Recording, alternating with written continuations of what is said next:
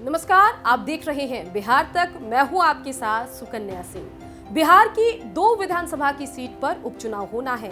तारापुर विधानसभा seat के साथ साथ कुशेश्वर स्थान विधानसभा सीट पर भी उपचुनाव होंगे और इसको लेकर जेडीयू के साथ साथ तेजस्वी यादव की तरफ से भी कई दावे किए जा रहे हैं। इस वीडियो में हम आपको कुशेश्वर स्थान विधानसभा सीट के बारे में पूरी जानकारी देने जा रहे हैं और हम आपको बताएंगे कि आखिर ये सीट एनडीए के लिए प्रतिष्ठा का प्रश्न क्यों बना हुआ है। बता दें कि कुशेश्वर स्थान विधानसभा सीट लगातार 2015 और 2020 में ये सीट जेडीयू के खाते में गई।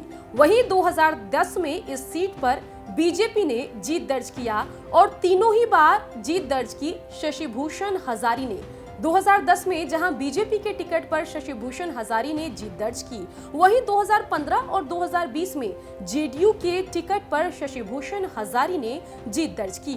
बता दें कि अगर इस सीट पर इस बार के उपचुनाव में जेडीयू को हार मिलती है तो जेडीयू और कमजोर हो जाएगी।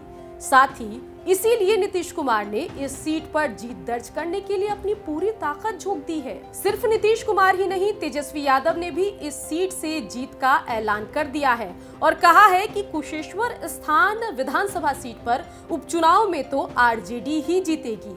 अगर इस सीट पर आरजेडी की जीत होती है तो तेजस्वी यादव के साथ साथ आरजेडी के विधायकों की संख्या बढ़ जाएगी और महागठबंधन और एनडीए के विधायकों का जो अंतर है उसमें भी कमी आएगी। चलिए कुशेश्वर स्थान विधानसभा सीट के बारे में कुछ जानकारी आपको देते हैं। ये सीट 2010 के परिसीमन के बाद अस्तित्व में आई थी। 2010 में बीजेपी के टिकट पर शशि भूषण हजारी ने यहां से जीत दर्ज की। 2015 और 2020 के विधानसभा चुनाव में शशि भूषण हजारी ने जेडीयू के टिकट पर यहां से जीत दर्ज की। वहीं शशि भूषण हजारी के निधन के बाद ये सीट खाली हुई है और अब यहां पर उपचुनाव होगा। ये सीट दरभंगा जिले के अंतर्गत आती है। चलिए आपको बताते हैं कि कुशेश्वर स्थान विधानसभा सीट का ट्रैक रिकॉर्ड क्या है, विधानसभा चुनाव के नतीजे क्या कुछ रहे हैं।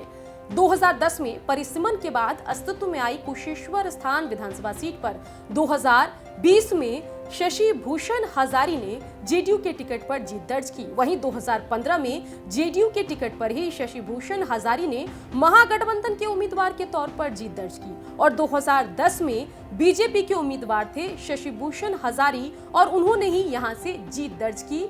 लेकिन इस बार उनके निधन के बाद ये सीट खाली हुई है।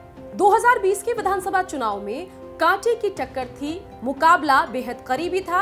आपको बता दें कि जेडीयू के शशि भूषण हजारी को 53,980 वोट मिले थे।